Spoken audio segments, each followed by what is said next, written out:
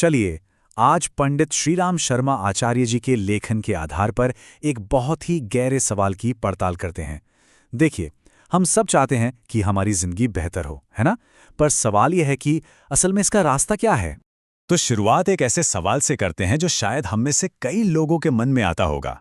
हम गीता पढ़ते हैं, रामायण पढ़ते हैं, मतलब कितना कुछ पढ़ते सुनते हैं, ज्ञान इकट्ठा करते हैं, लेकिन फिर भी जिंदगी में वो बड़ा असल बदलाव क्यों नहीं आ पाता? आखिर ये ज्ञान और हमारे असल जीवन के बीच में इतनी दूरी क्यों रह जाती है? अच्छा, तो इस पूरी पहेली को सुलझाने के लिए हम इसे 5 हिस्सों में देखने वाले हैं। सबसे पहले बात करेंगे वो जीवन जो नहीं बदलता, मतलब समस्या क्या है। फिर देखेंगे कर्म का मार्ग, साधना। उसके बाद कर्म का विज्ञान समझेंगे। फिर शुद्धि के 2 चरण और आखिर में प्रगति की नींव क्या है, इस पर बात करेंगे। तो चलिए पहले हिस्से से ही शुरू करते हैं, ज्ञान जो जीवन नहीं बदलता। देखिए, लेखक यहाँ एक बहुत ही आम सी निराशा की बात कर रहे हैं। हम सोचते हैं कि शास्त्र पढ़ लेंगे, ज्ञान मिल जाएगा तो सब ठीक हो जाएगा, लेकिन अक्सर वो बदलाव आता ही नहीं जिसकी हम उम्मीद लगाकर बैठे होते हैं। तो सवाल ये उठता है कि अगर सिर्फ ज्ञान हासिल करना काफी नहीं है, तो फिर रास्ता क्या है? इस फासले को, इस गैप को भरने के लिए लेखक एक बहुत ही शक्तिशाली जवाब देते हैं। और मजे की बात यह है कि वो जवाब सिर्फ एक शब्द में छिपा है, और वो एक शब्द है साधना। अब देखिए, यहां साधना का मतलब सिर्फ पूजा पाठ या कोई रस्म नहीं है। इसका मतलब है एक डिसिप्लिन्ड, एक्शन ओरिएंटेड प्रैक्टिस। मतलब एक ऐसा अभ्यास जो कर्म पर आधारित हो। सीधी सी बात है, ये ज्ञान को एक्शन में बदलने का तरीका। और हाँ, ये साधना कोई एक अकेली चीज नहीं है। ये 5 अलग अलग तरह के कर्मों का एक, कह सकते हैं, एक पावरफुल कॉम्बिनेशन है। इसमें क्या क्या है? तपस्या यानी खुद को अनुशासन में रखना, संयम यानी सेल्फ कंट्रोल, सेवा मतलब दूसरों की मदद करना, पुण्य यानी सही और नेक काम करना, और परमार्थ यानी सबकी भलाई के लिए काम करना। जब ये 5 चीजें मिलती हैं, तब जाके साधना पूरी होती है। तो अब सवाल ये आता है कि भाई, कर्म में इतनी ताकत है क्यों? ये साधना इतनी असरदार कैसे हो जाती है? तो चलिए इसके पीछे के विज्ञान को समझते हैं, वो साइकोलॉजिकल प्रिंसिपल जो इसे काम करवाता है। ये सिर्फ कुछ करने की बात नहीं है, ये हमारे अंदर की दुनिया को, हमारे स्वभाव को बदलने की बात है। देखिए, हम आमतौर पर क्या सोचते हैं कि पहले भावना आती है, फिर हम काम करते हैं, मतलब जैसा महसूस करते हैं वैसा ही एक्शन लेते हैं। लेकिन लेखक कहते हैं कि शास्त्रों का तरीका ठीक इसका उल्टा है। वो कहते हैं कि ज्यादा शक्तिशाली रास्ता यह है कि आप पहले क्रिया करो और उस क्रिया से अपनी भावना को बदलो, मतलब एक्शन से फीलिंग को शेप करो।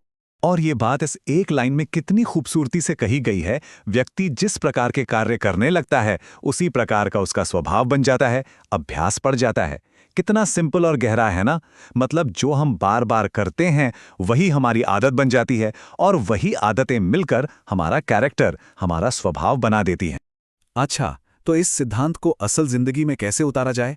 इसके लिए आत्मशुद्धि, मतलब सेल्फ प्यूरिफिकेशन की एक 2 स्टेप प्रोसेस बताई गई है।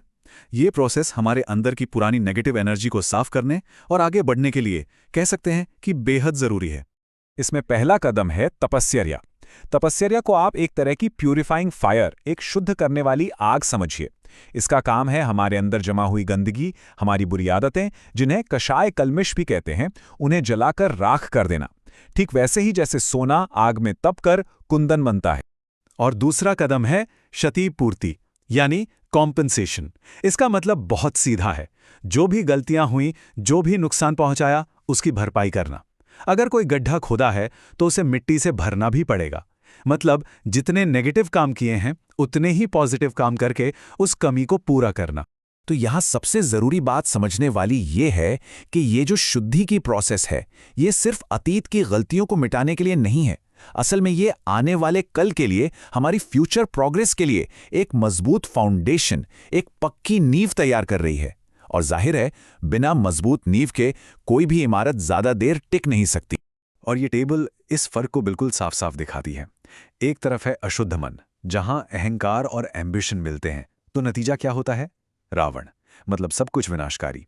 और दूसरी तरफ है शुद्ध मन, जहां आत्मशोधन के बाद एम्बिशन आता है, तो वही इंसान एक महामानव बन सकता है।